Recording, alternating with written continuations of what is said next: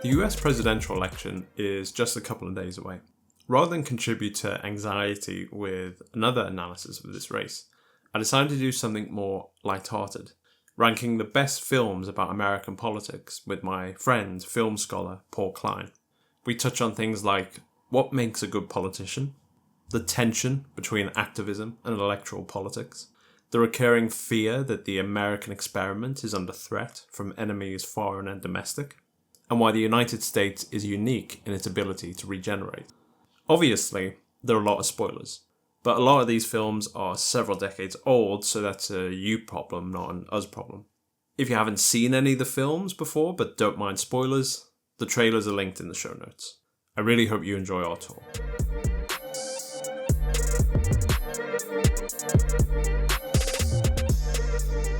Paul, thank you very much for being a guest again on the podcast.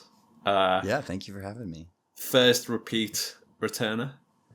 This episode is going to be about the best US politics films, and we had a bit of a back and forth deciding which films would be in the list. Out of lots of potential films, the sort of rationale that we chose is films focused on electoral politics and the exercise of power. Yep. Rather than, say, films about presidents or being president, like Air Force One, or films about sort of wider issues that inform or involve politics. And then also, we were both worrying that the list is quite male and pale. Yep. But I guess it's also a reflection of who historically has exercised power in America. So, I guess to start with, what is your number 9? Oh, my number 9. Okay, yeah. I think my number 9 actually, we'll get it for better or for worse out of the way, is Game Change. That's also my number 9. Okay, perfect. We talked about this list being very male and pale, and thinking about the way the electoral politics have historically worked in this country. That sort of makes sense. But we have a significant moment in the 2008 campaign with the introduction of Sarah Palin and like all of the hell that has been wrought by the far right, sort of vis-a-vis this character. And so I do think, even though it's coming in at number 9 for both of us, it's an essential film to think about where American politics are today, and the way that power can be exercised poorly. Because I think sort of the lesson of that moment in history that the film captures is you can't just play it so easy and shoot by the hip when you're picking your running mate. See, I watched it again last night for the first time in years, like maybe shortly after it came out, and I felt like there wasn't enough there for a film. Like, maybe it should have been a plot in a TV series about the 2008 election. And then I also felt like the production quality was a bit low rent. Yeah. And I didn't quite buy Ed Harris as John McCain. Sure. Yeah. It as a film, this is one of 2 made for cable films that we have on our list. And yeah, it absolutely sort of looks and feels like it. I think it suffers a little bit, sort of speaking about it as a movie, from like the SNL effect, of just like, well, we can put Julianne Moore in a wig, and she's Sarah Palin. Ed Harris will just tell you is John McCain. And yeah, I think that it probably would make a better miniseries or something, on Netflix, rather than this movie that, I don't know, I think also as an American, sometimes it's a compelling film, but knowing sort of what it was like to live through it and then revisiting it is never necessarily fun, even though, you know, the '08 election sort of worked out in our favor. You know, I remember when McCain announced Palin and just thinking, what a craven move. This makes, I mean, to me, that sort of said, wow, like the Dems have it locked down. Barack Obama will be our president. But it was a dark moment, I think, even though we laugh about it now and sort of universally deride Sarah Palin, the person, as this character, a caricature of nothingness. And it did make me wonder about, like, obviously a recurring thing in the film is Palin's sort of ignorance and inexperience and unpreparedness, and how the Republican base lionized that. But it also made me think about how can a woman get away with that? Because I sort of thought Palin didn't eventually go anywhere in the Republican Party. Michelle Bachmann never got anywhere in the party. Marjorie, Forgot about her. yeah. Marjorie Taylor Greene is, you know, out there, but she's not really considered box office. And so sure. I was sort of thinking I was sort of thinking, you know, Trump can get away with unpreparedness, ignorance, inexperience. And so I was sort of wondering, can a woman, or is there something unique about Trump that lets him get away with it? Because also people like Ron DeSantis and Ted Cruz also haven't really made an impact. Also idiots. Yeah. Sorry, I'm just letting my politics sort of flow freely here. No, I mean, you make a compelling point. I think my analysis would be yes, and I think it's both. I think you touch on an important and critical part of where we are, where America is as a country.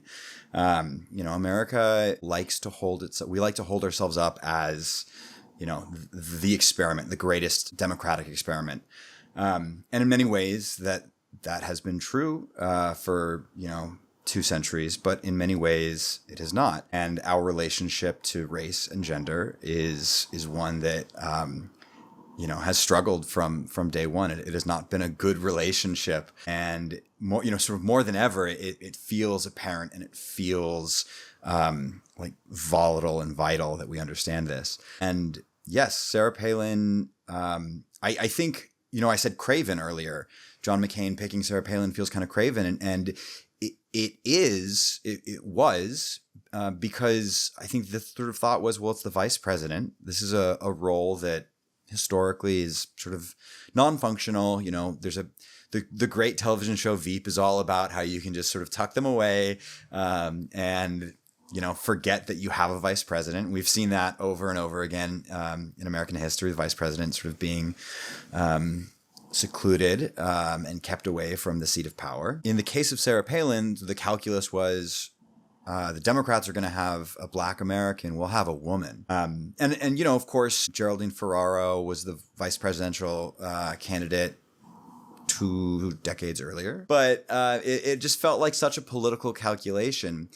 I think you are correct as well, though, that there's something sort of special and unique about Trump and his stupidity and the embrace on the far right of like absolute and total ignorance. I do think that it comes out of this moment in time. I think that without a Sarah Palin to sort of be lionized as, you know, this just like down home redneck from Alaska, we wouldn't necessarily be in the position to have the entire party operation really like want to be so ignorant. That said, you know, this is the contemporary Republican Party has its roots in, you know, historical ignorance and racism. And so while I think that the 2008 moment sort of directly leads us here, or is a fork in the road that got us here, it also goes back further than that. And the realignment that we can talk about with some of these other movies, from the Dixiecrats to the Republican Party, is very relevant to Trump. What's your number 8? Okay, my number 8. My number 8 is gonna be Primary Colors. That's my number 8 as well. Okay. My reasoning for Primary Colors as my number 8 is sort of based on it as a film. I think that it's a compelling film. It's well made. It's well acted. But I think that if we'd done this podcast with different criteria, that were sort of films about politics and not necessarily just electoral politics or films about presidents, I'm not sure that Primary Colors would have even made my list. If, for example, these are all narrative feature films. And so we intentionally did not include documentaries. And there's a much better film about this moment in time that is a documentary. So that's my take on Primary Colors. It occurs to me now, 2 films in, that we really ought to give a brief preface on what they're about. But basically, it's Primary Colors right. is a fictional portrayal of the Clinton campaign. 92 campaign, yeah. And so this was also my first time watching it. And my impression was I really enjoyed the first 2/3. I felt John Travolta does a very good caricature of Bill Clinton. Yep. Whereas I felt Emma Thompson gives a fully rounded portrayal of Hillary Clinton. Like it sort of felt like Travolta's sort of doing a very good impression.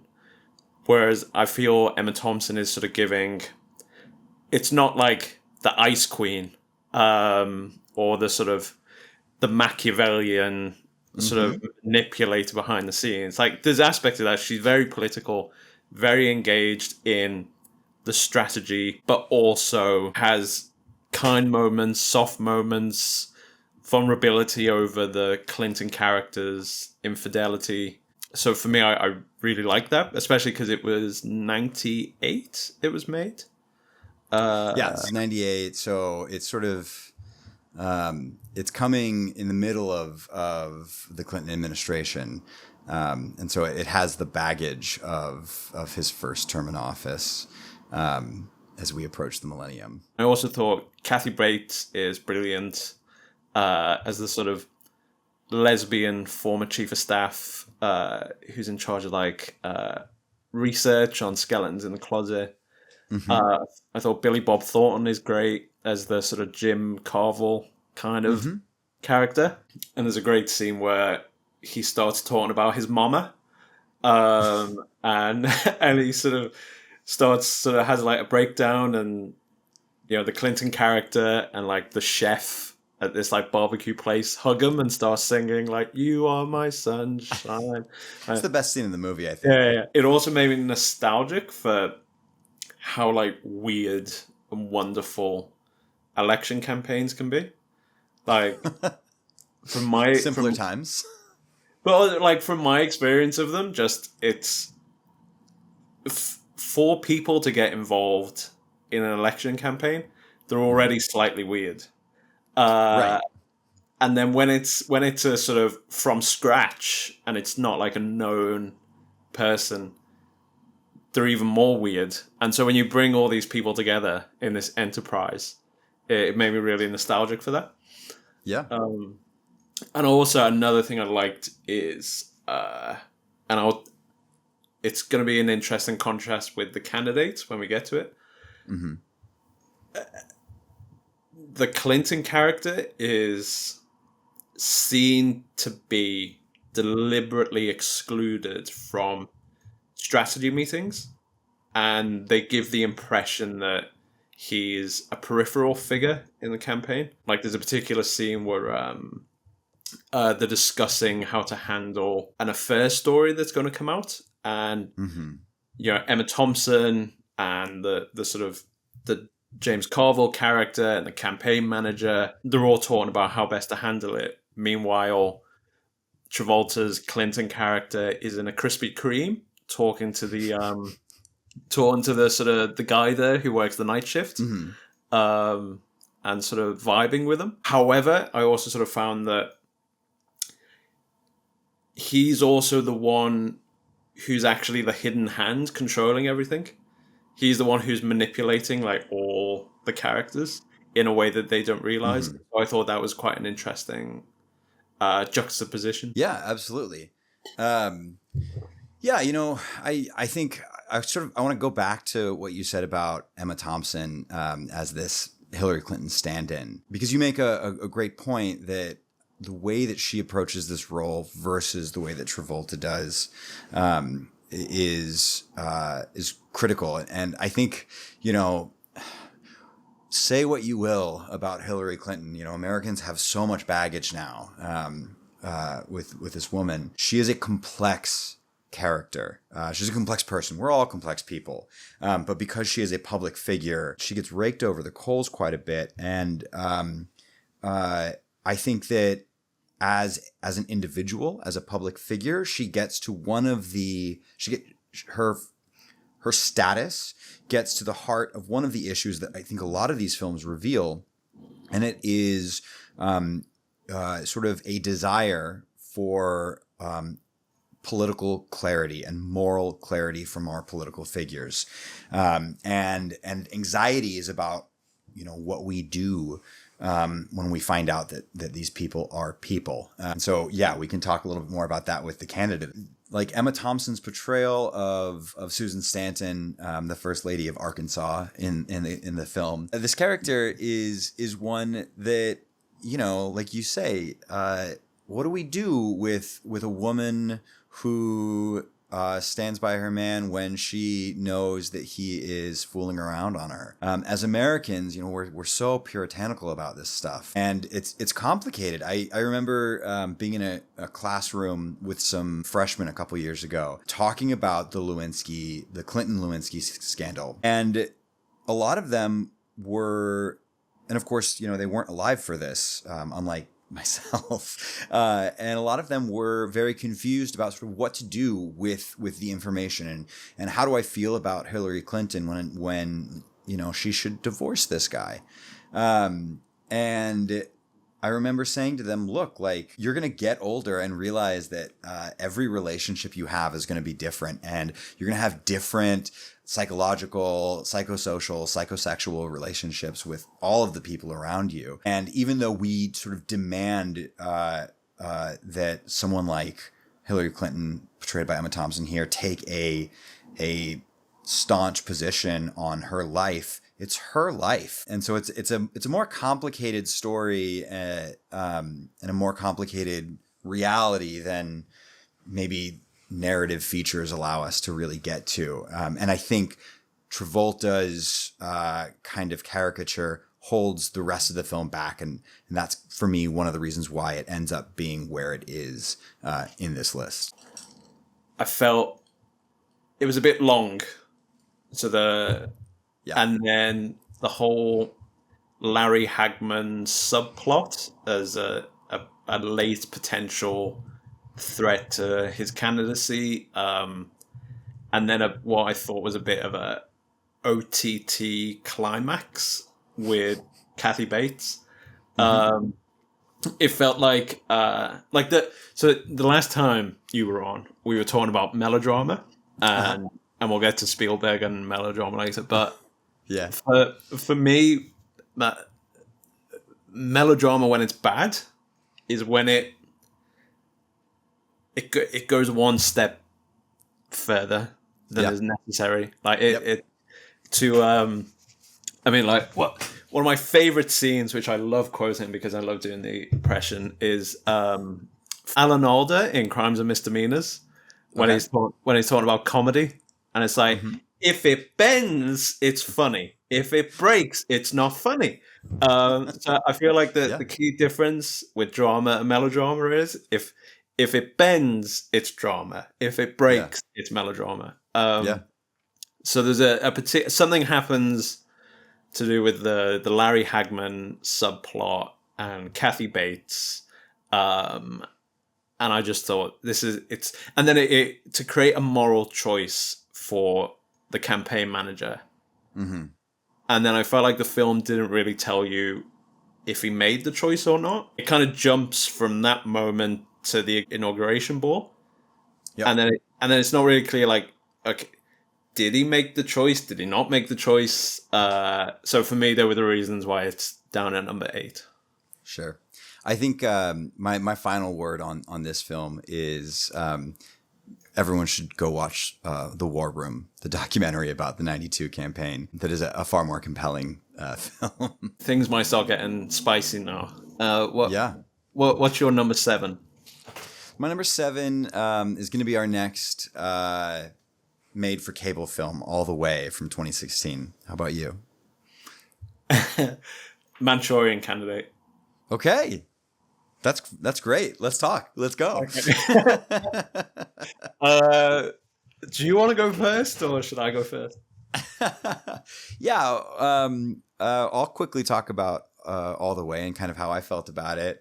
I thought it was a really interesting pairing with The Best Man, which we'll get to later, because it's all about this realignment that happens in the 1960s in American politics when the Solid South that is sort of staunchly Democrat shifts because of racism and becomes the Republican stronghold that we know today. It's a really compelling film based on a play that was on Broadway also. So this film, I guess I should talk about it. All the Way is about LBJ running his campaign in 1964. So it opens with the assassination of John F. Kennedy, and then LBJ working to pass the Civil Rights Act and dealing with some really heady topics and characters, lots of conversations with Dr. Martin Luther King Jr. And it's a great film with great performance by Bryan Cranston as Lyndon B. Johnson.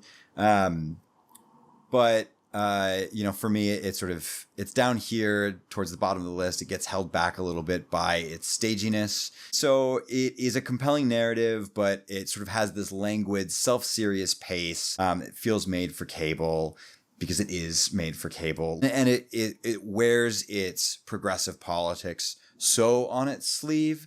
It is making a very pointed statement in the year 2016 about where American politics are today. So there's lots of close-ups of people sort of thinking solemnly and thinking about, we're going to solve racism. We're going to defeat the white supremacists by passing the Civil Rights Act. So it's a movie that will play for years in high school classrooms, but many students will sleep through it. I mean, it's interesting that point you just made, because I just thought, like, you can't get a better pantomime villain than Frank Langella. Yeah, I mean, he's great. Yeah, I mean, it is. Movies like these Also, are. it just occurred to me that you might know what a pantomime villain is. The Christmas pantomime, right? Yes, yeah. I'm a big fan of My Dad Wrote a Porno, so I am vaguely familiar with your traditions. Yeah, these great performances. It's relevant. It really sort of speaks to the paranoia at the heart of American politics. So for me, it's actually my number 6. So I felt like it was good at showing the tension between electoral politics and activism. So on the one hand, LBJ is very much like, let me sort civil rights out and stop causing me trouble, Dr. King, and you'll get what you want. And the perspective of Dr. King and the civil rights leaders is, if we don't cause trouble, no one will give us what we want. Yep. And so for me, it was an interesting sort of game theory kind of thing of like, you don't really know what the other actor wants, so you have to make your own calculations based on the available information, and So I felt that was good as showing that tension between, if activists just shut up and stop causing trouble, everything will be fine, they'll get what they want. But like, if you don't cause trouble, will people pay attention to you? Yeah, I mean, the Civil Rights Act passes because they have to remove the Voting Rights Act out of it and create a new bill after LBJ's reelection, and that's a huge concern. And the film explores those concerns really well. Is actually one of my questions that I had for you was because we're on Strategy, Aaron, how you felt about these kind of strategic questions that the film is posing. There's this great quote in it. I think it's LBJ who says it. He says, "You know how you win an election? By not losing it." And I loved that. I would love to sort of hear more from you about what you felt about like the strategic thinking in All the Way. Well, I mean, so this is why I was quite interested in this sort of game theory aspect of LBJ and MLK, and the two trying to achieve the same goal for different reasons and not really trusting the other. And so that really interested me. I have, like, and we'll get onto this, I think, with the best man and then also the candidate. I have a lot of affection for seemingly folksy but actually ruthless politicians. And something I really liked about Bryan Cranston's performance is that he sort of effortlessly moves across the full range of LBJ, of like, he's folksy, he's ruthless, he's inspirational, he's profane, he's self-piteous, he's self-aware. And it's like, you don't see the cogs changing. It's just all one, just collage constantly moving. And so I sympathize of the sort of, of the master strategist that LBJ was. I can sympathize with his argument of, I am the master at this. Therefore, let me do what I do best and everyone will be happy. And I sympathize with that. And so at times, watching the film, the drama of the film, I was sort of like, don't you understand? He's trying to sideline the Dixiecrats. Like, several weeks ago, I interviewed Lisa Mueller about activism and effective strategies for activism. So after that conversation, I was thinking about how it's like again, if you don't create that pressure for change, then you won't get change. Like there'll be no reason to like upset the status quo. So yeah, I couldn't really come to a firm conclusion because for me it's what I liked about the film is showing that environment that everyone is operating in, and so for me it was like how best to disentangle people from this environment. However, I do think you're right about sort of the stagey aspect. So I'd be open to making it 7. No, I think this is one of the things that will come up. I think as we go through the list is you are a master strategist. I'm a film scholar, so we're coming at all of these films from slightly different angles, and I think sometimes my film scholar hat is the first one there. Should I explain about the Manchurian Candidate? Yeah, I want to talk about Manchurian Candidate. Okay. So for me, it was number 7. Okay. Firstly, the film is about a platoon of American troops come home from the Korean War, and the sergeant major in the group, who is the son of a very ambitious political wife, played excellently by Angela Lansbury, and also the stepson of a senator. He's awarded the Medal of Honor for heroic activities, but actually what becomes apparent is that this platoon was captured and brainwashed by Soviet and North Korean and Chinese spies. Yep. And the sergeant major has a mission to accomplish, increasingly to do with the overthrow of American democracy. Yep. Yeah, and Frank Sinatra has to foil the plot. Yeah. So this film is number 3 for me. Okay. So quite a big leap. I think this film. So this one is interesting on this list because our criteria was films focused on electoral politics and about power, and this is the most outlandish of all the films. This is the one that is the most fictional. Some of these are fictional narratives, but this one we're talking like. I did think that the relevance of a film about quote unquote patriotic right wing politicians being agents of Russia plotting to overthrow democracy. I mean, it feels so relevant. This movie for me reveals, it's such a bleak film. It reveals one of the anxieties that is a constant in American politics. And it's this anxiety that the experiment doesn't work. That maybe we are being, persuaded by outside powers, whether those are in this film sort of, the global specter, the phantom of communism. This is from 1962.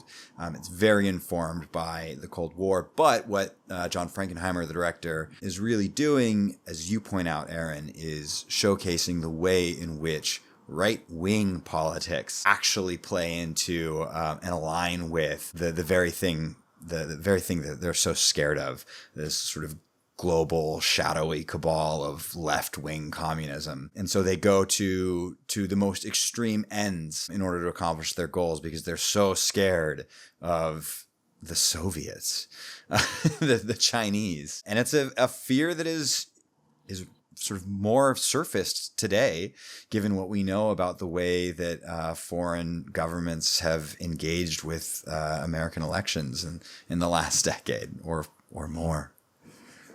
When we get to Mr. Smith Goes to Washington, something that I think is very recurrent in American politics and also in films about American politics is, and I feel like I'm going to sound like the Undertaker at the beginning of The Godfather. Like, I believe in America. Yeah. Of like what I think distinguishes America from other countries, other systems, is that there are other countries that are more democratic than America. There are countries that are more equal than America. There are countries that are more racially equal, economically equal. But no other country has such a powerful founding myth that places such a high bar on liberty, equality, that people can constantly refer back to. And so it's always a case of like how far have we strayed from that ideal. And it's that's like for me is the constant it's what constantly regenerates America. It's that that constant appeal to that founding myth and perfecting a more perfect union, the constant thing. I mean, this is all of these films. If there are anxieties that they expose, there are also desires, and one of the desires is about this myth, the mythology of our founding, and for better or for worse, whether you are a constitutional originalist or not. And you shouldn't be, as an aside, the words are there.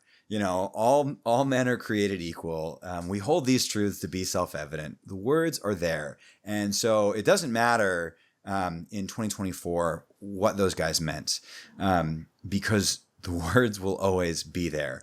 And if you are a right-wing politico, those words are a challenge for you because you are trying to constrain progress and equality and liberty in order to maintain the status quo for yourself. And if you are not, then you are striving for that. You are trying to push the country, the nation towards these greater ideals. And the most beautiful thing, I like the way that you talk about regeneration. The most beautiful thing about that is that there will always be more liberty and more equality to strive for. That we're not going to get to an end point and go, okay, everyone's fine. It will just sort of keep on going. There's this constant regenerative force behind that mythology. And that comes up in a lot of these films. We'll get to those in a moment, I suppose. Something that I found interesting about The Manchurian Candidate and also eerie is the film came out a year before Kennedy's assassination. Yeah. And it kind of made me curious about like how prevalent was assassination in the culture at the time at that point, because I think it had been about 30 years since the last noteworthy attempt on a president's life, which was FDR's inauguration. So I'm sort of curious about this idea of assassination of presidential candidates. How prevalent was that in 1962 or the early 1960s? Because we had yet to get MLK, Robert Kennedy Jr. Not Robert Kennedy Jr. The original. Okay, yeah. So I find that sort of interesting and eerie. Yeah, well, so the film is based on a 1959 novel. You referenced FDR, the attempt on FDR's life. Harry Truman had a couple attempts on his life. There was one in 1950 that was like literally around the corner from the White House here in Washington. It's all speculation as to sort of how prevalent that was in the cultural, like sort of ambiently floating around in the culture. But obviously some aspect of it was and the way that it ties into the McCarthy era and the late 1950s and the rise of right-wing American paranoia, I think is the most important and most compelling part of the film. So the reason why it's my number 7 is I found it a bit dull in places. Sure. Like a bit. I mean, yeah, I'll give you that. Because I've had opportunities to watch it before, but from most clips I've seen, it just felt a bit ponderous. And also the anytime Frank Sinatra was on screen, I would sort of think of did you see the first Feud series about Betty Davis and Joan Crawford? There's a particular scene where basically the director of Whatever Happened to Baby Jane ate a Western with Frank Sinatra. Frank Sinatra butchered the film. Because I don't know the actor's name, but he's a great Frank Sinatra. Okay. And he's very much turning it into like a farce, this Western. And it's sort of height of the 60s, and it's sort of hey dollface kind of Frank Sinatra and so anytime he was on, I was just sort of thinking of that scene and the whole Frank Sinatra being inserted into high-end movies in the late 50s and early 60s, and sort of how he wasn't necessarily the best actor. Yeah, I will absolutely agree with you there. The low point of Manchurian Candidate for me is Sinatra's performance. There's a moment when he is like waking up from one of these nightmares that all of these guys who are in this platoon have, and it reads Some of it is our contemporary position with acting, but it just reads so silly that even with my film scholar hat on, sometimes I'm like, oh yeah, I can't really let this one go. I mean, the brainwashing scenes I found freaky. Oh, compelling. The cross-cutting and constantly moving in between different like temporalities and psyches and physically embodying different psyches. Really, really great, compelling filmmaking. For me, that's why it is where it is on my list at number 3. And also Angela Lansbury. I mean, brilliant. So, well, I'm curious then, what is your number 6? Yeah, so number 6 is The Candidate from 1972 with Robert Redford. What about you? So that's my 4. Okay. What's your number 6 though? Oh, so my number 6 was All the Way. Oh, okay, great, awesome. I forgot.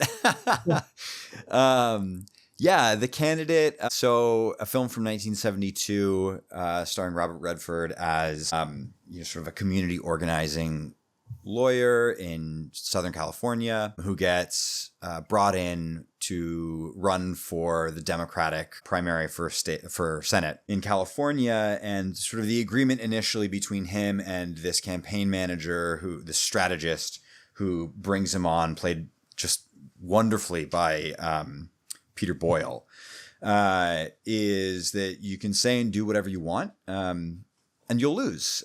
So, just sort of be as liberal and out there and wacky as you want. It'll be fine. And Redford agrees to that. And then all of a sudden he starts actually gaining traction. And so the film sort of follows the course of the candidacy as he tacks more towards the center in order to potentially win this election for Senate. Redford is impeccable. He's just he's on 2 films on our list. He's handsome and a really compelling actor. Peter Boyle is I wish that there were more sort of dramatic roles for him, because he was really compelling as this campaign manager. And I revisited this last night, and it is like all of these films, everything is so relevant. I think we often think of the past as this sort of forgotten time. We got through it. We're all the better for it. The 70s were 50 years ago, but they're talking about, busing and integration and abortion. The environment. Yeah, and the environment, and here we are. There's this really compelling scene where there's a wildfire, a brush fire in California. And the current state senator, the incumbent, is, a Republican who's big business. And, he sort of literally flies in a helicopter and does a photo op and says, I'm going to introduce a bill, that will help private companies manage the watershed better. And it's hard to swallow. It's hard to watch that, because you feel like we've made so much progress, and we have. I don't want to sound too down on it, but on the other hand, these things have been going on for decades. We are still fighting a lot of these same fights, and in fact, the fights have intensified, because in the 1970s, the Republicans Nixon started the EPA, the Environmental Protection Agency in America. And now we're so far away from that. The Republicans' whole sort of platform is destroy the regulatory state. Who needs the EPA? Private business will handle it. I love how perfect the Republican incumbent is, and there's a particular line where it's the line is something like, we can be successful and still get along with Mother Nature. Yeah. There's such a contempt for. He's great. He's great because he's contemptuous of the world around him, of his constituents. And then to have this far left, this left leaning candidate have to tack towards the center. I think that is the story of contemporary American politics. Is it's not even tacking towards the center. It's tacking towards the right. It's because the right is the thing that pulls America further and further away from progress.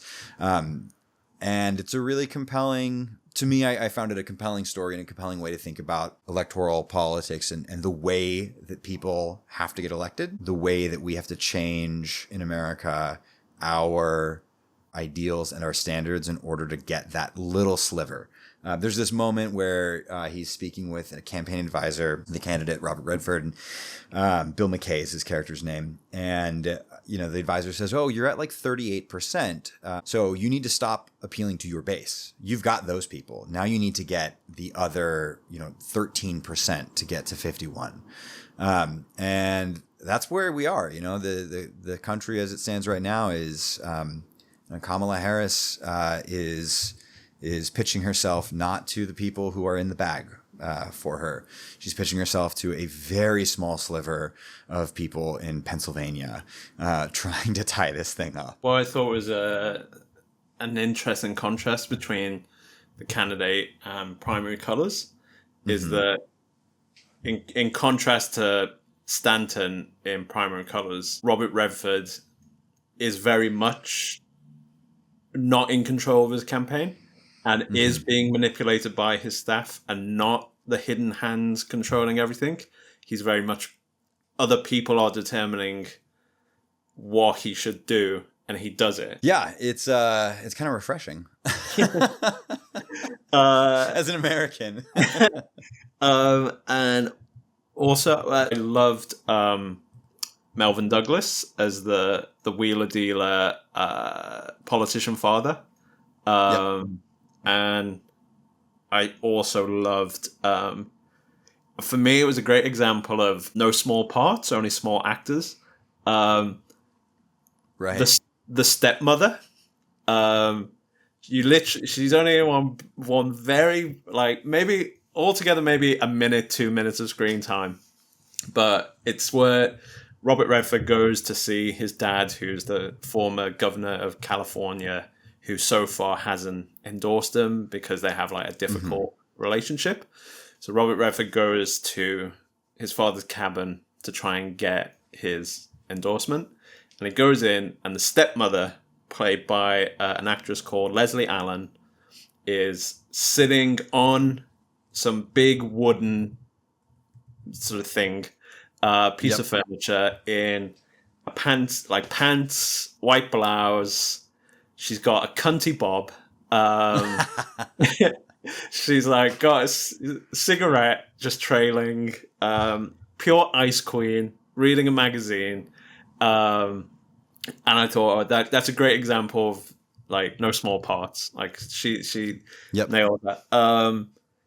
And what I also didn't know is that Melvin Douglas was married to Helen Kagan Douglas, who was Nixon's opponent in the 1950 California Senate race.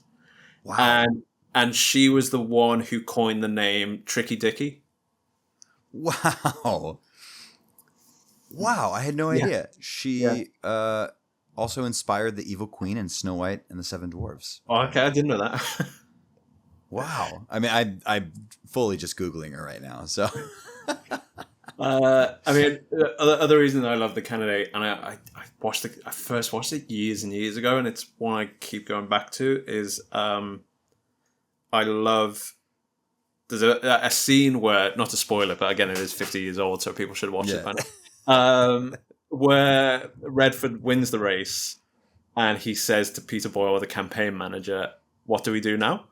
And then another particular bit I loved, because that "What do we do now" is quite famous, but there's another particular bit where Redford's just won, and his father comes in to congratulate him, and he does it by saying, "Well, son, you're a politician," and the look Redford gives him, it's like a mixture of anger and recognition.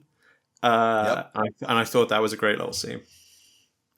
I don't want to go long on this, but again, there is this undercurrent in many of these films, and it's particularly expressed in moments like this, where we are suspect of our politicians. Robert Redford's character does not want to be the candidate, and he's sort of tricked into it initially by being told, you can say whatever you want. You won't win. There's this suspicion that politics is dirty, that people aren't playing fair, they're not playing by the rules.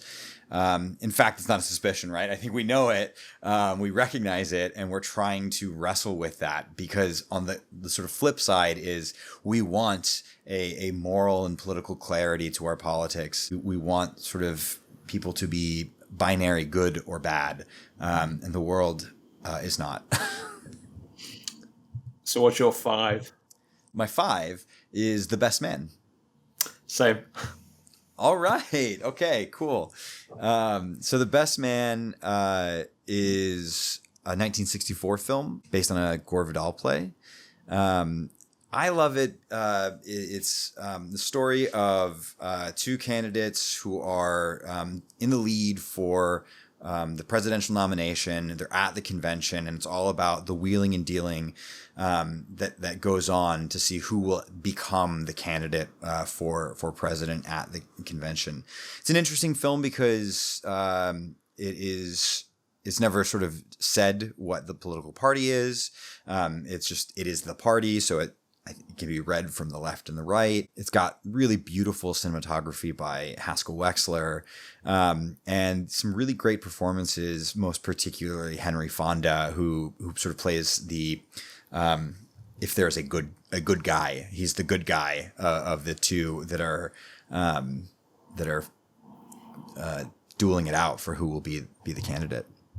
He's the sort of old school New Deal Democrat kind of liberal establishment politician. Yep. I've always liked the film. Mm-hmm. I'll start with my 2 issues with it and why it's a 5. Sure. For me, and you've kind of touched on this, but for me it was a drawback. It's unclear how these 2 characters are in the same party. Yes.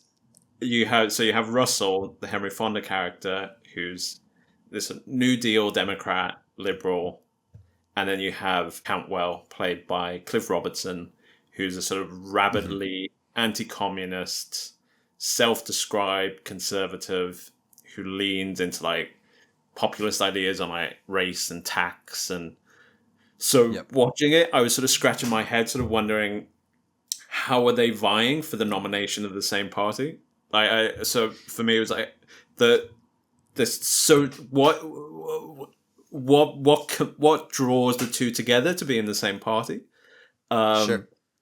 And I felt that was because they're both archetypes rather than fully fleshed characters. I felt like Gore Vidal was interested in the philosophical battle that they represent, as opposed to necessarily them as characters. So that was my issue with it. Yeah, I think that's totally right. It is about the sort of philosophical questions of what does it mean to be the best man, to be the president? What are you willing to do? How dirty are you willing to get with your politics? And so, the Henry Fonda character, William Russell, he's sort of based on Adlai Stevenson, real life Democrat, and Joe Cantwell, Cliff Robertson's character, is very much a Joe McCarthy kind of character. Although he's like sexy Joe McCarthy. Yeah, wow. Famously, this is the first American film to use the word homosexual, which is interesting. And sort of it's this accusation lobbed at the Joe McCarthy character, and that conforms to sort of the historical record on Joe McCarthy and his misplaced masculinity. I think. Go ahead. Oh no, I was going to say something that struck me about the film is because it talks about homosexuality mental health. Mm-hmm.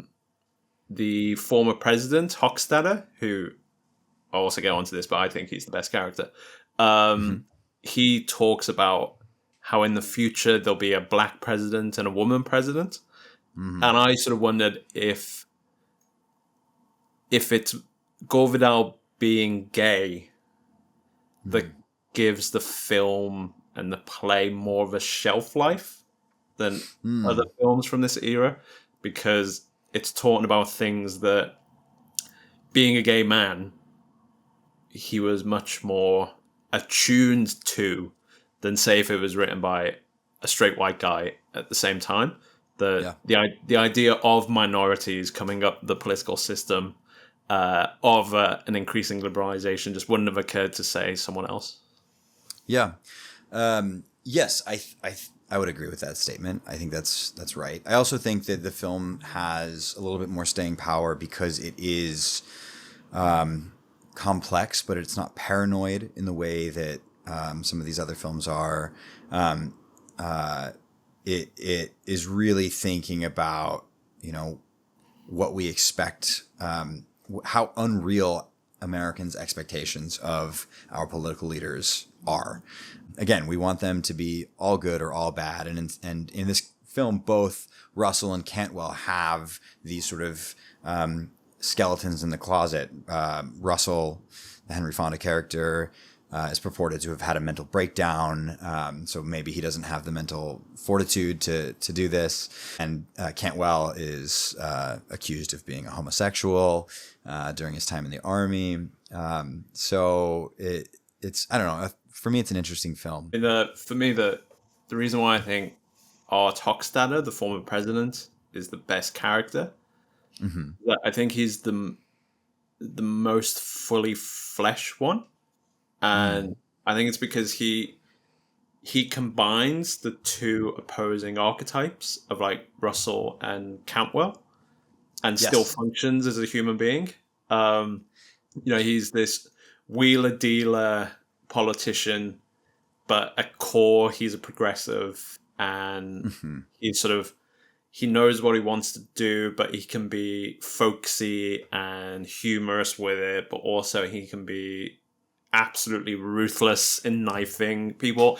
And for him, it's like a Fitzgerald line about an artist combining two contradictory ideas and still functioning as a human being. It's like he's able to do that, and for me, and also he gets the best lines. One, it's I think he says to Cantwell that you think politics is a means to an end, but actually it's all means.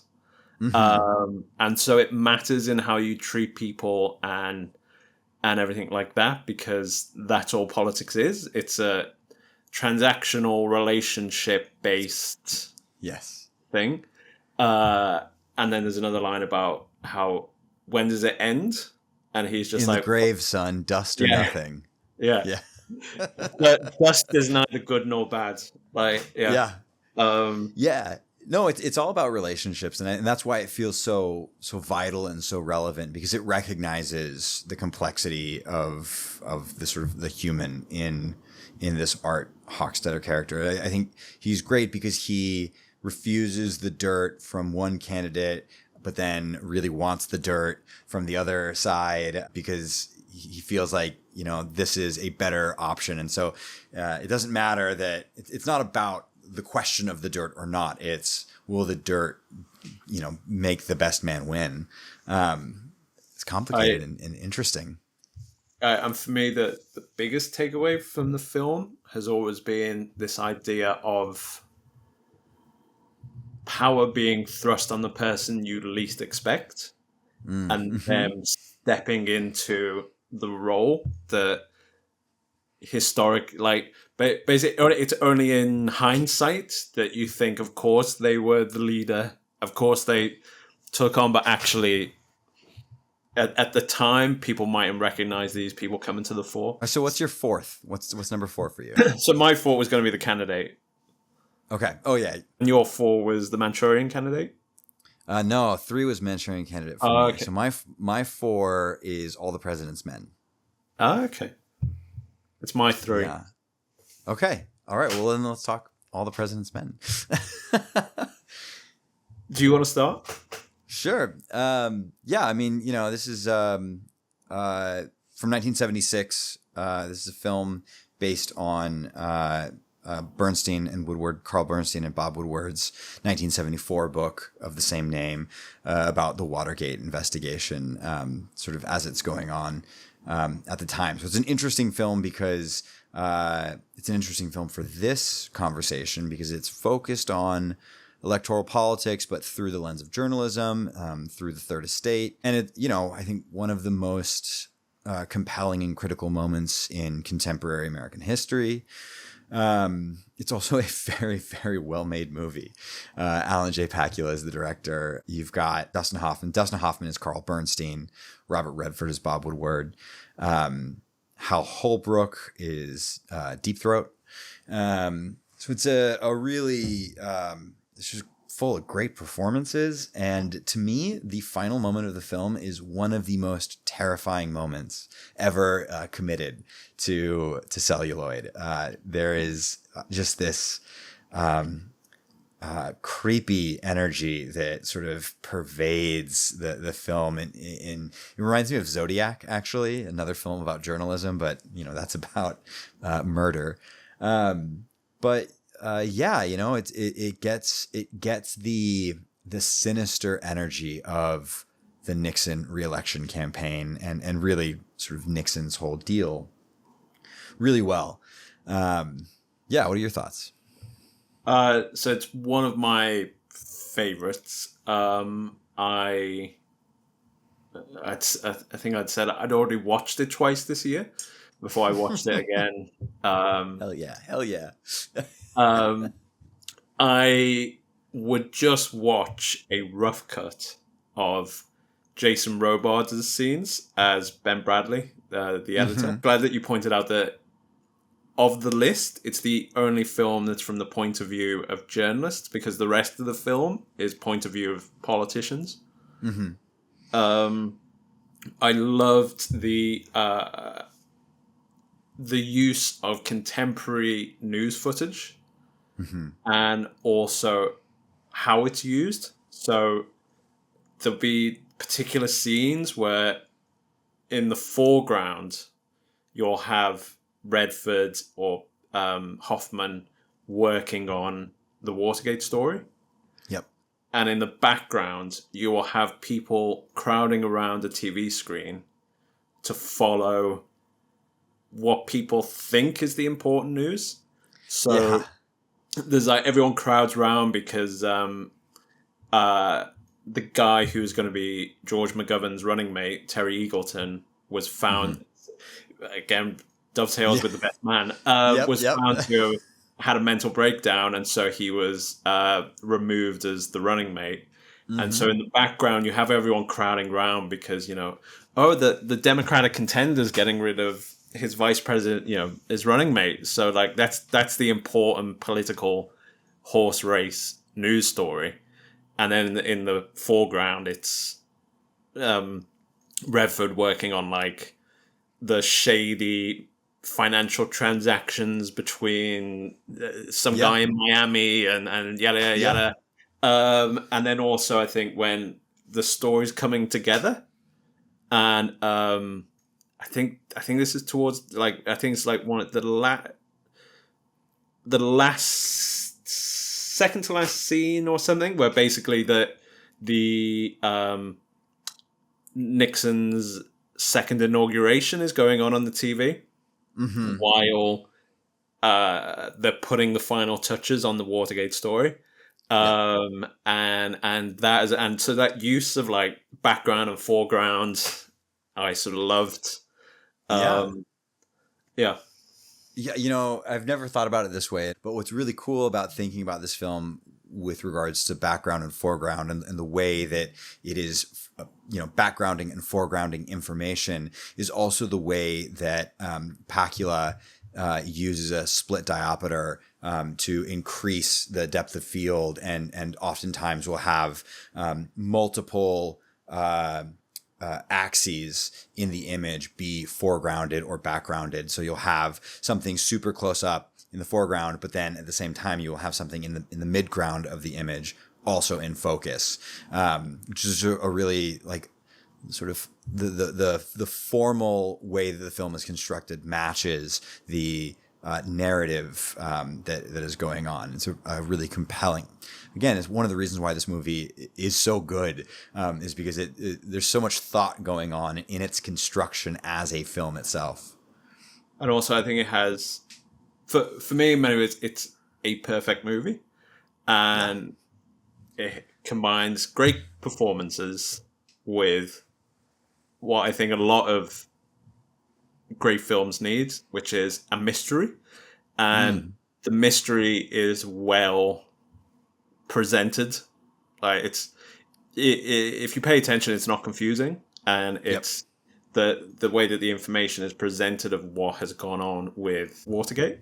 Some visually stunning shots, like the way the camera pans above the Library of Congress. Yep. I knew as soon as you said interesting shots, I was like, yep, that's the shot. And also, I watched the other week the Simpsons episode about Sideshow Bob running for mayor. Yes. And they do a parody of that where, like... They're looking for the dead names of, like, voters. Yeah. And they're all pets. Yeah. And then also... Sorry, go on. No, you go. No, it's a film that gets to sort of both of these anxieties and desires that I keep touching on. This sort of anxiety about the way that people are elected, that our politicians are not being honest, that they are playing extremely dirty and effectively stealing elections as best as they can, or if they don't, it's what they want. And then at the same time, there is this, at this moment, pride in the third estate that because of the free press, we can expose these things, that there is sort of democratic power in the people and in the process. I think it's a lot more complicated now, especially considering, what the way that Bob Woodward currently works. But it's a compelling document about how Americans understand our entire role in the political process. I was watching it the other night again, and there's a particular scene where the way that the Woodward-Bernstein relationship starts is Bernstein takes Woodward's copy and rewrites it. And I did think how the one time I've tried to read a Woodward book, I thought it was really badly written. So I did like that. I did like that scene. I also thought sort of last year I read Catherine Graham's memoirs, which I really recommend because they're one of the best books I've ever read. And it's not only about it's like that big, and it's not only about Watergate. Yeah. It's really interesting on like her husband, and although it's not included in the list, the Post touches on these issues, but her husband and her relationship with the Kennedys and everything like that's really good. What came across in her memoirs was arguably Nixon was a greater threat to American democracy than Trump would be, because of how much cleverer and strategic and in the eyes of voters credible he seemed. And so watching the film, particularly at this moment, it made the whole Bezos endorsement thing all the more ridiculous. Yeah. Yes. Right. So if that's your number 4, what's your number 3? So my number 3, we talked about, is The Manchurian Candidate. So now we get to it. Now we get to the heart of it. What's your 2? So my 2, man, this is a toss-up for me. I'll be totally honest. I think I'm going with Lincoln as my number 2.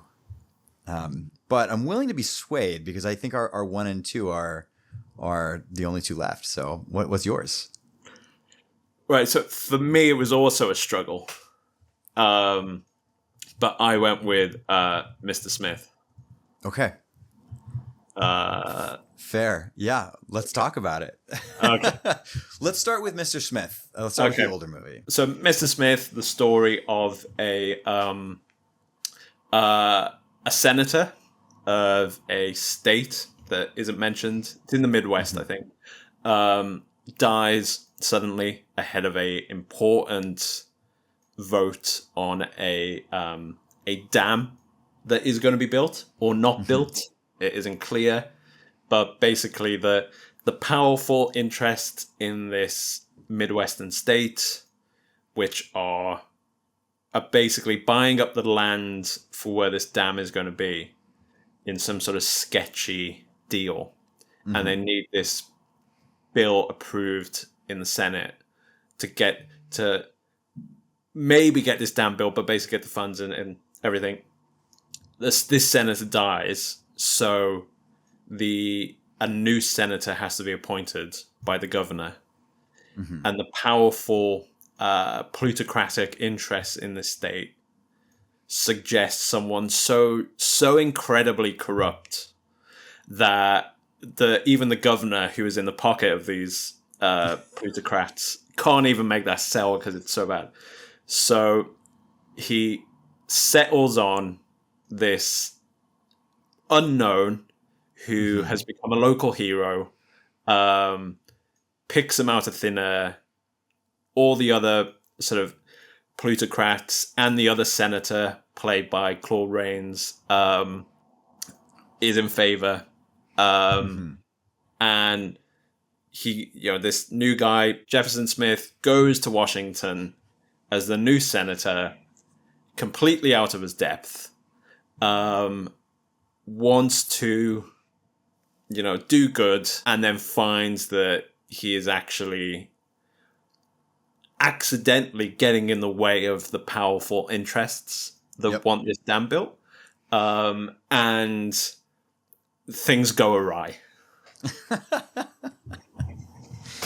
For me, I think maybe this is because this is an area of film that I particularly study, sort of the 1930s, 1940s, 1950s. This is a film from 1939 by Frank Capra. Maybe that's the thing that sort of edges it out on just a purely personal level. And, you've got Jimmy Stewart sort of iconically standing in the Senate, filibustering until his last sort of breaths. He's up there for 25 hours. He talks nonstop. It's a great performance, and again, another film that is sort of, maybe it bludgeons you a little bit because it is kind of exacting in how it's doing it.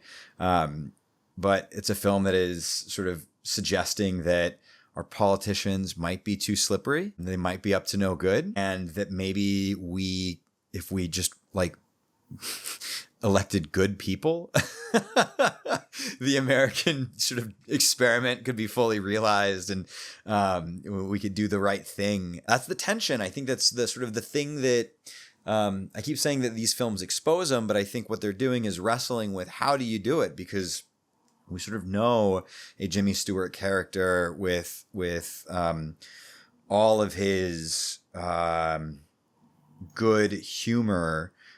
Maybe won't be an effective politician, won't actually get the things done because politics might require some of this sort of this dealing that isn't desirable, but maybe is sort of the point.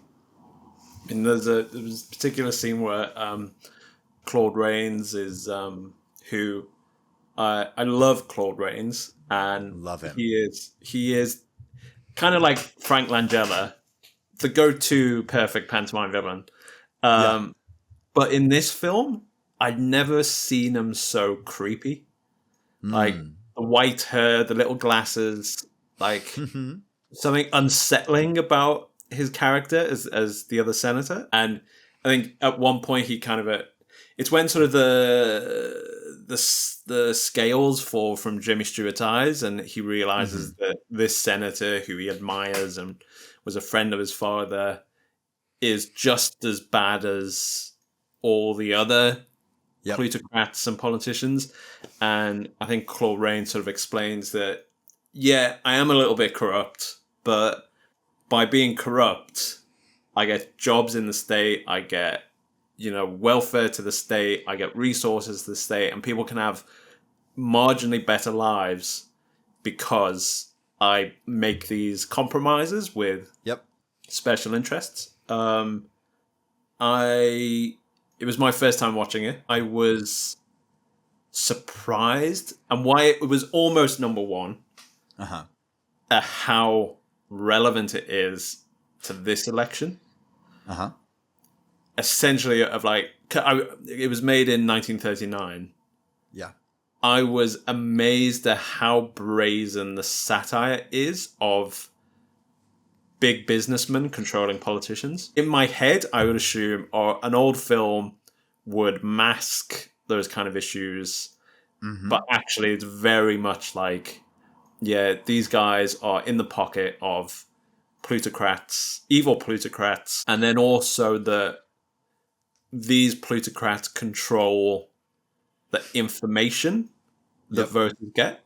So there's a whole thing where it's sort of the main evil plutocrat, I think called James Taylor or something like that. I know it's Taylor. Jim Taylor, yeah. Jim Taylor, who wants this dam built, flips it around, so they start accusing Jefferson Smith of being corrupt and out for himself and screwing over voters. And because Jim Taylor controls the newspapers, everyone in this state is in an information bubble or a misinformation bubble, being told this lie that they all believe because they don't get any other outside information to know this. And so that I felt eerie watching it, because it was like I was just thinking of like Musk and X and sort of everything like that. If only they had X, the everything app, No, this film's fascinating to me because, like you say, it is so. It puts it all out there. Everything's sort of worn on its sleeve. That's a Capra thing, but including this satire about the way that politicians are bought and sold by plutocratic interests, by business and special interests.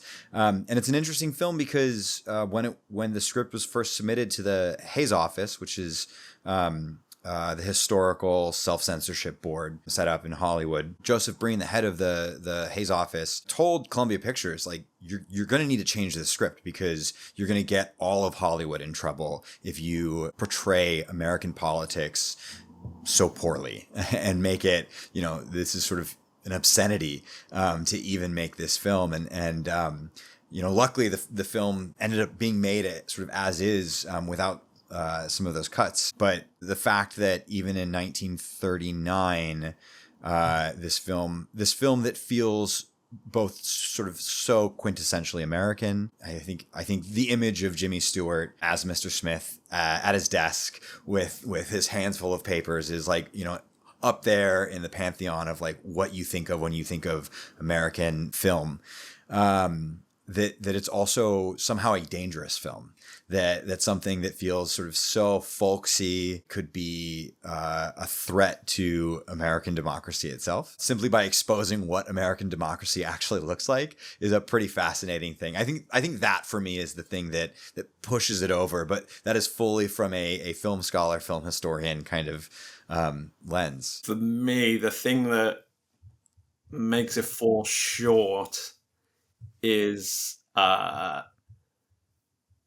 Jimmy Stewart's character is just too out of his depth, too naive, too sort of bumbling. Like for me, that was just what like made it just fall short, because it wasn't as the character isn't necessarily as rounded as others.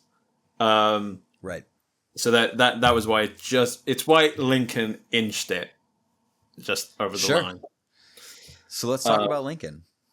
Lincoln, which is it's a partial adaptation of Doris Kearns Goodwin's Team of Rivals, which I read years ago. The film focuses on the last handful of months of Lincoln's life when he basically the Civil War is coming to an end. The Confederacy are, weeks away from being defeated.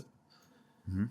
And Lincoln is posed with a moral, legal, political choice of slavery hasn't been outlawed. If it isn't outlawed before the end of the Civil War, there isn't necessarily any compelling legal reason why it couldn't continue on statute books. Yep. Therefore, between now, just after his re-election, and the eventual collapse of the Confederacy, he needs to pass the 13th Amendment abolishing slavery and needs to get it through a Congress that is fiercely divided between several groups, people who are outright racist and want to, not necessarily, they don't say they want to maintain slavery, but they wouldn't mind if the southern state kept it. Then there's a group who are like, we just need to end the war. That's the most important thing, because we can't have so many people have died. Is it really worth carrying on this war? And then there's the abolitionists who want it gone. And so Lincoln has to maneuver through this environment and get the 13th Amendment passed. So this is a Steven Spielberg film, 2012, right? It's a masterful movie. It absolutely deserves to be at number one in this list, because it's asking really compelling questions about not just sort of like the issue of slavery within a historical context, but what are the presidential powers? What does the Constitution actually do? There's a great bit where Lincoln and his cabinet are sitting and arguing about everything, and Lincoln finally says, look, like, no one knows, you keep telling me what the Constitution says I can or cannot do, but no one really knows. I decided to give myself war powers in order to write the Emancipation Proclamation. These powers aren't defined. And these are questions that exist to this day. What can the president do? What can they not do? Those are compelling questions that are guiding questions of the most important legal matters of our day. What is the role of the federal government? And I'm also particularly interested in what the film has to say about leadership and strategy. There's this back and forth between Lincoln and Thaddeus Stevens, who's played by Tommy Lee Jones. Thaddeus Stevens is a Republican, staunch abolitionist, so he's part of the sort of radical Republicans in House of Representatives.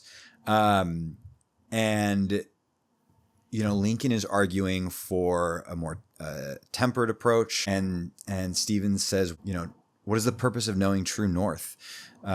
If we know what we need to do, but you can't do it, how does it work? And I think that's a really compelling question that the film is asking. I've read Team of Rivals, and I felt like Daniel Day-Lewis nails Lincoln.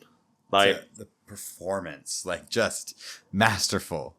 And something that's, it's a recurring thing in Team of Rivals, and I felt Daniel Day-Lewis's performance got it so right of how Lincoln loved telling anecdotes and would have an anecdote for every situation. And there's a particular scene which actually happened when they're waiting for news about the fall of a Confederate stronghold. Mm-hmm. And they're in the War Department, and telegrams are coming in, and everyone's anxious. And Lincoln starts telling a story, and Edward Stanton, the Secretary of War, just goes, "No, I can't listen to another story," and just storms out. So I love that, but I also felt he got right that like Lincoln was I would say a recurring theme of great American politicians is a combination of folksiness, ruthlessness, progressiveness, and wheeler dealing. And Daniel Day-Lewis's Lincoln, kind of similar to Bryan Cranston, you don't see the cogs changing in these different aspects. It's all one, and it's a collage that just shifts. A kaleidoscope is the word I was looking for. And it's like a particular scene where he's got David Strathairn plays an excellent Secretary of State, Seward, and basically, like all great politicians, Lincoln has got several balls rolling at once and waiting to see which one comes out. And they're all ignorant of each other. And so he's got a situation where he's inching the 13th Amendment towards passage. In order to secure those votes, he's had to promise to moderate Republicans that he will reach out to the Confederate leaders to discuss surrender terms. There are Confederate envoys on the way to Washington to discuss the terms, but they're not there yet. And so it's he's got all these different things, pressures, keeping them all separate. And then there's a particular scene where it all looks like it's going to come apart, and he's presented by the moderate Republican leader, Blair, who had gone down to Richmond to say Lincoln is open to discussing. He's got Hal him. Holbrook again. Yeah. He's got the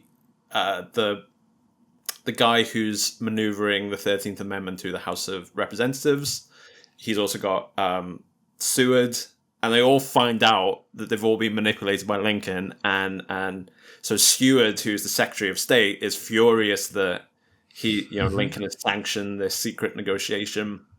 The guy who's handling the passage of the bill is like, so the rumors are true that you are talking to the Confederates, and this is going to completely shot all my work getting representatives.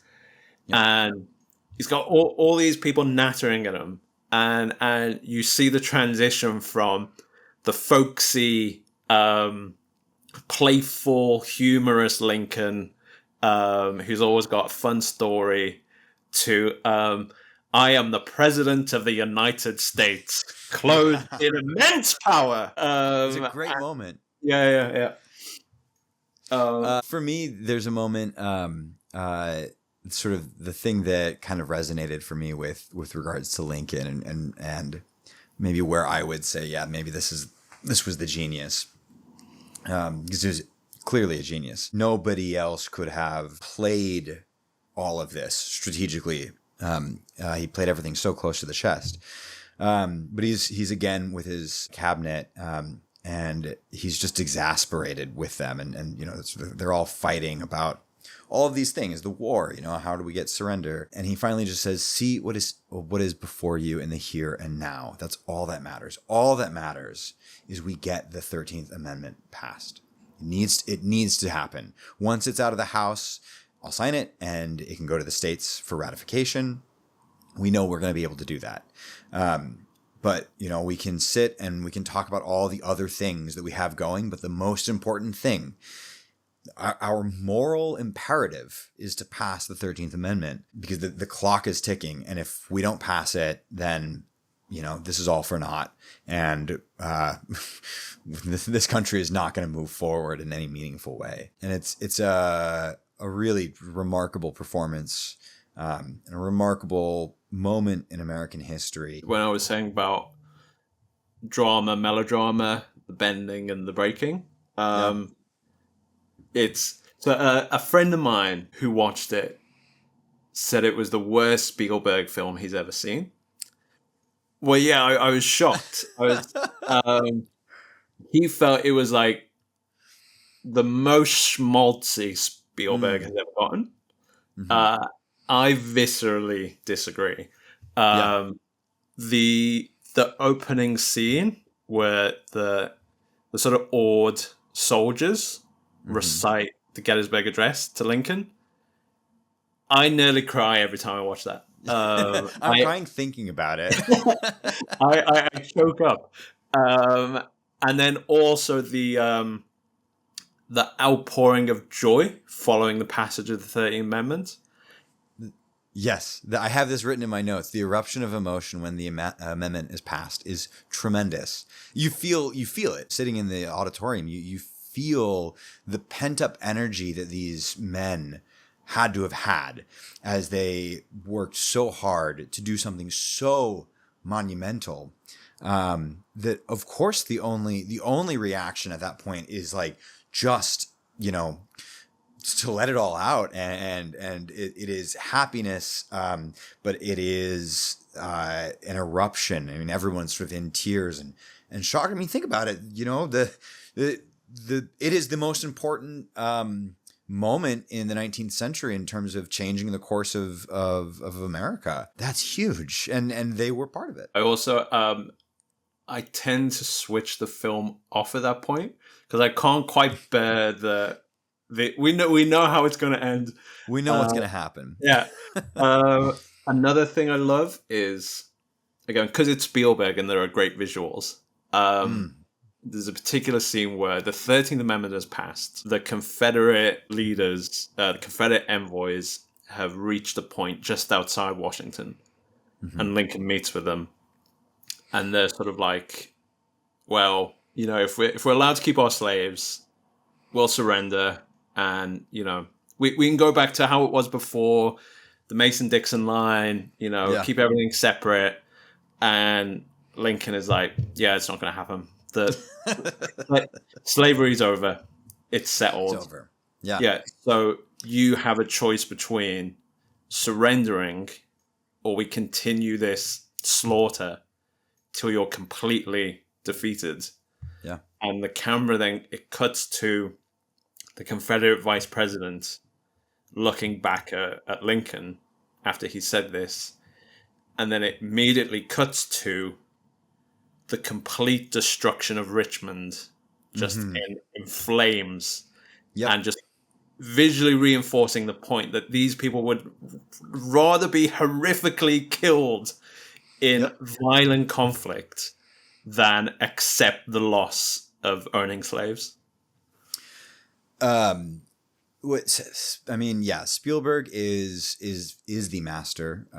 He plays in this melodramatic mode, and he does it by these sort of contrasts, by visually and narratively putting two thoughts together in sort of a dialectical style. He also does this great thing where he withholds information, and it makes everything that much more compelling after the fact. So you have Thaddeus Stevens, who's this radical Republican abolitionist played by Tommy Lee Jones.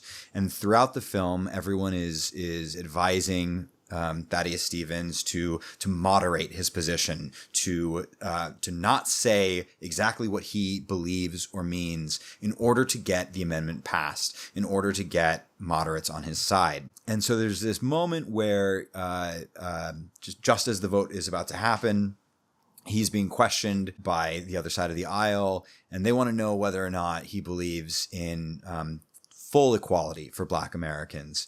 And Thaddeus Stevens chooses... Played by another go-to pantomime villain, Lee Pace. Lee Pace.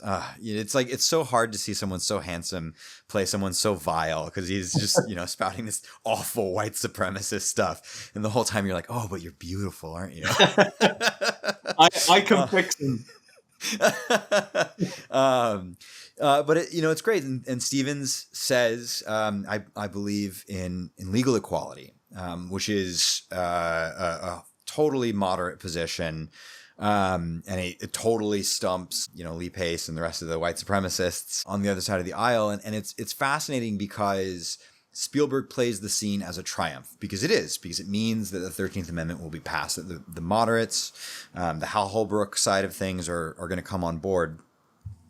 And then later we get the reveal, when Stevens takes the amendment home, to his wife, who is, a black woman, and they get in bed together.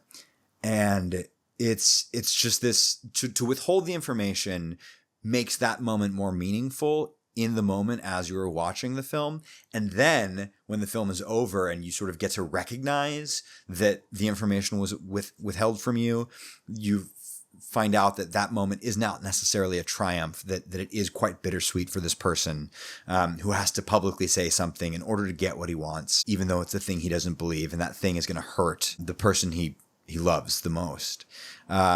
It's a remarkable movie. It's well constructed, and it gets to the heart of a lot of these things that we're talking about the anxieties and desires of what we want from our politics in America. Well, we've talked a lot today. You've got some editing to do. Yeah. Right. Well, more or less in alignment. Yeah. I'm actually surprised. I'm glad to see our lists lined up quite a bit. Little touch and go in the middle, but we all netted out the same. Are you hopeful? Oh, I'm hopeful. I have voted. I'm hopeful. I'm a ball of anxiety, but I'm hopeful. Good. Paul, thank you very much again for being a guest. Of course. Thanks for having me.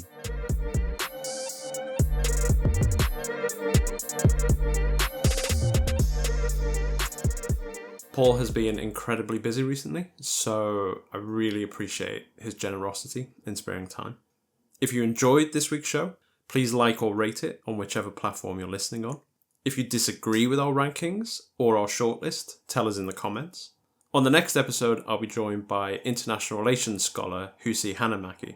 We'll be discussing the enduring power of the transatlantic alliance. Hope you all tune in again.